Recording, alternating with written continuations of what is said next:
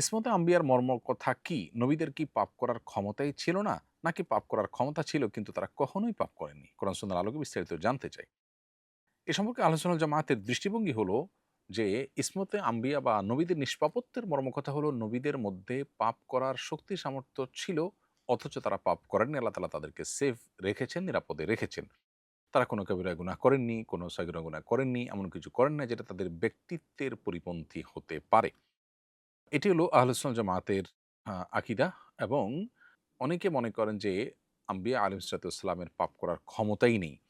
এটা আহলুস সুন্নাহ জামাতের আকীদা বা বিশ্বাস নয়। এজন্য ইমাম মোল্লা আলী কারি রাহিমাহুল্লাহ তিনি মিরকাতুল মাফাতিহে মিশকাতের ব্যাখ্যা গ্রন্থ সেখানে তিনি লিখেছেন আল আম্বিয়া মাসুমুন ক্বাবলা নবুওয়াত ওয়া বা'দাহা। নবীগণ নবী হওয়ার নবুয়তের দায়িত্ব বোঝার আগে এবং তার পরে উভয় জায়গাতেই তারা মাসুম ছিলেন। আন কাবাইরি যুনুবি ওয়া সাগাইরিহা কবিরা গুনাহ এবং সগীরা গুনাহ উভয়গুলো থেকে ওয়ালাউ সাহওয়ান আলা মা হুয়াল হাক্কু ইনদাল মুহাক্কিকিন এমনকি ভুলেও তারা কোনো গুনাহ করেননি।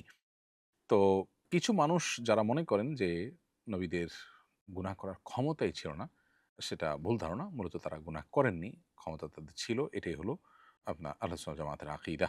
আমি একজন ফিল্ম মেকার। নবী রাসূলদের বিভিন্ন ঘটনাকে কেন্দ্র করে ভিডিও নির্মাণ করতে চাই। নবী রাসূল ও সাহাবীদের প্রতীকী মানুষের আকৃতিতে ভিজুয়ালাইজেশন করলে গুনাহ হবে কিনা? উত্তর হলো হ্যাঁ, এটা গুনাহ হবে, এটা জায়েজ নয় এবং এতে নবী রাসূলদের অবমাননা হয়। কোনো ব্যক্তিকে নবী রাসূলের অভিনয় করতে বলা এটা মানুষের স্মৃতিতে নবী রাসূলদের চেহারাকে তার মতো করে ফুটে ওঠে সেরকম একটা উদ্যোগ নেওয়া শামিল।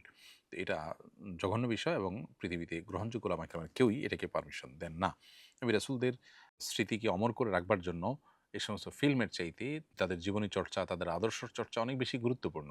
হ্যাঁ, ফিল্ম অনেক ক্ষেত্রে হেল্পফুল, সন্দেহ নাই। কিন্তু তাই বলে সেখানে হারাম কোনো উপাদান থাকলে সেটাকে ইসলাম অ্যাপ্রিশিয়েট করে না। নাজায়েজ কোনো বিষয় থাকলে নবী রাসূলদের অপমাননা হতে পারে, সেরকম কিছু থাকলে সেটা অবশ্যই জায়েজ হতে পারে না। শরীর নাপাক অবস্থায় পশু জবাই করলে তা কি খাওয়া যায়?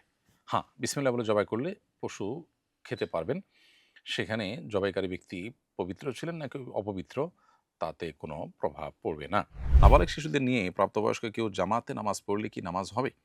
উত্তর হলো বুঝমান হলে তাদের নিয়ে জামাত করা যাবে। তারা যদি বুঝে অর্থাৎ ভালো-মন্দ, অজু গায়রে অজু, নামাজ গায়রে নামাজ এতটুকু বুঝে যেটা আজকাল ৬-৭ বছরের বয়সী বাচ্চাদের মধ্যে হয়ে যায়।